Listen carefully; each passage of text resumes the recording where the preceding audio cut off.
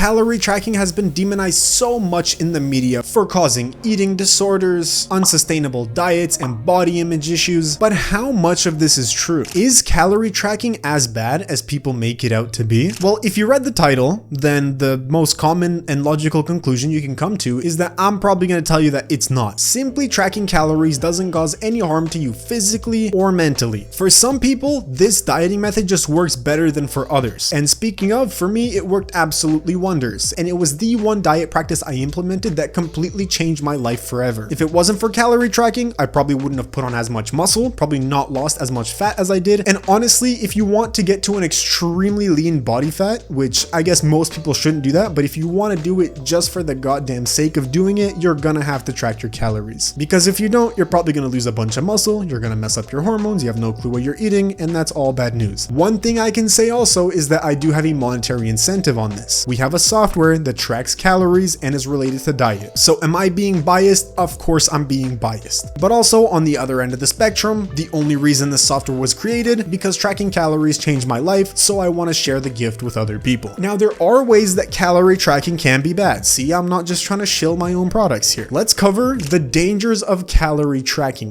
The way that calorie tracking can be linked to eating disorders is because sometimes it can work too goddamn well. What do I mean by this? The thing that you have to realize is that eating disorders like binge eating can only come to you naturally if you just get so goddamn lean that your body starts retaliating against you, which implies that you have to lose a crazy amount of fat to actually get there, right? Does that make sense? So the only downside of tracking calories is that you have to be careful with how much crazy progress you're going to make. I don't know about you, but that sounds like a pretty good payoff. If the only downside of a dieting method is that it may work too well that you may get addicted, I do not see that as a problem, and I guess this is exactly why I stuck to it, because I can control myself mentally and I know when to stop. And as a quick pro tip, if you ever start binge eating because of calorie tracking, all you have to do is stop tracking calories and stop dieting. It'll take roughly 3 to 6 months, you'll gain a little bit of weight back, but then you'll be at maintenance, and if you ever want to diet again, you can do so, but just take it more slow and don't go so extreme. If you want to 10x your progress, press the first link in the description, join our free school group. At 100 members, I'm going to make it paid, so if you join now, you get it free for life. If I gave you anything of value, consider subscribing to the channel, and don't forget to stay savvy with your diet.